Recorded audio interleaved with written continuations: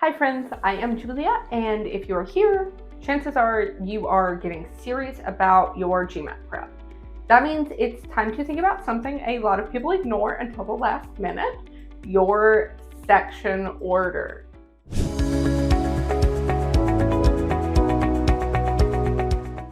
Yes, the GMAT lets you choose the order of the three sections, quant, verbal, and data insights. If you're thinking, it can't matter that much, think again. Today, we are talking about 3 common mistakes people make with section order and how to avoid each one.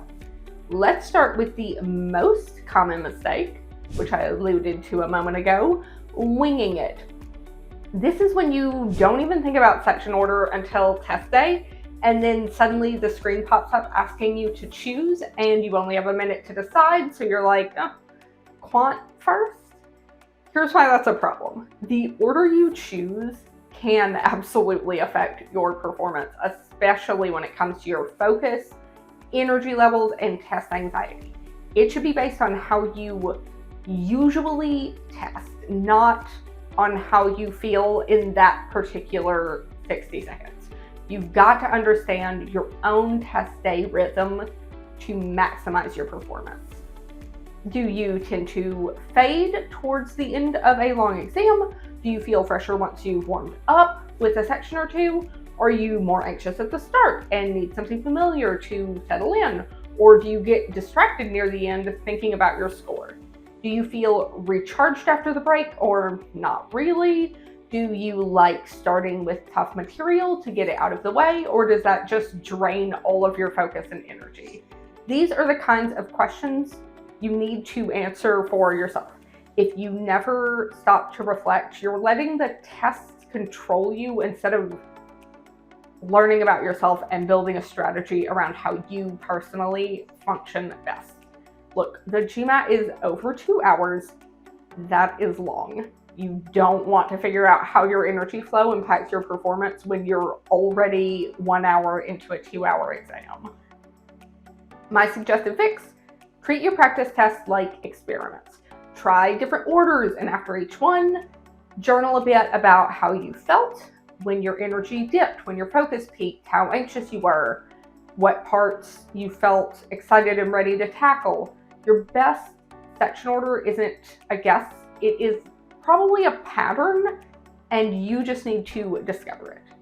The second big mistake: letting confidence lead without thinking about practicality, like concerning your stamina or your energy.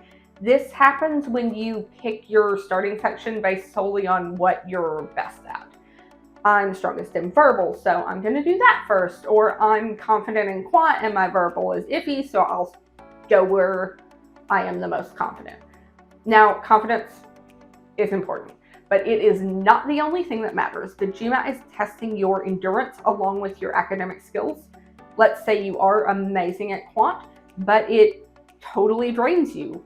If you tackle it first, you might feel exhausted before you even get to verbal, which you might not be as confident in. On the flip side, maybe you're great at verbal and you think doing that first will be an easy win.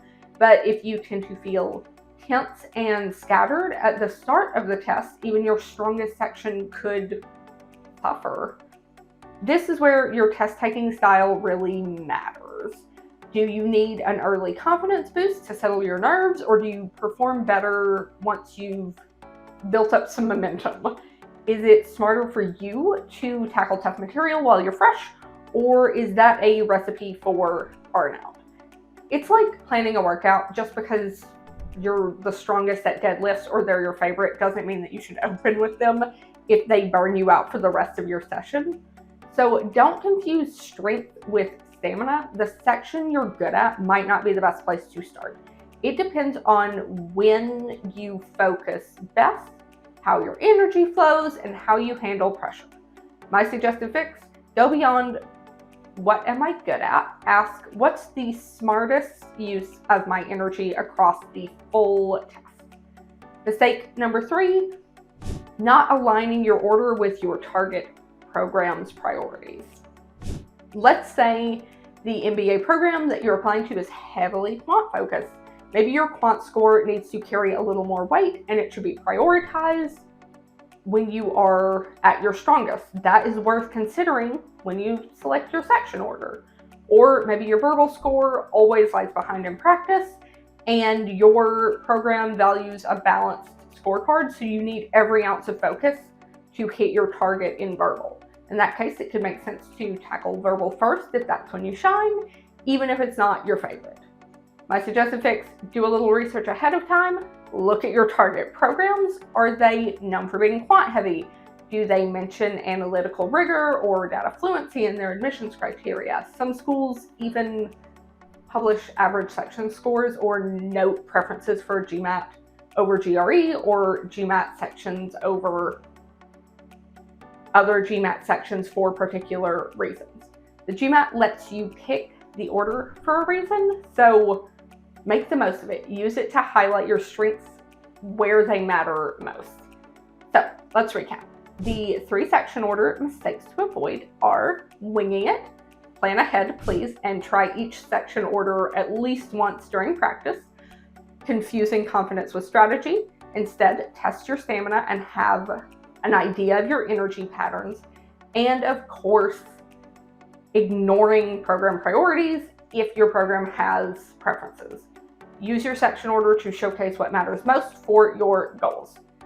There is no single best section order for everyone, but there is a single best section order for you. You've just got to do some research and figure out what your personal ideal order is. Your homework: over your next few practice tests, try a new section order, and after each one, jot down how you felt. When were you focused? When were you drained? When were you confident? When were you frustrated? Or any other feelings that seem relevant. After 2 to 3 mocks, you'll start seeing trends, and that's where your best fit order starts to emerge. Thank you so much for hanging out with me. I will see you next time.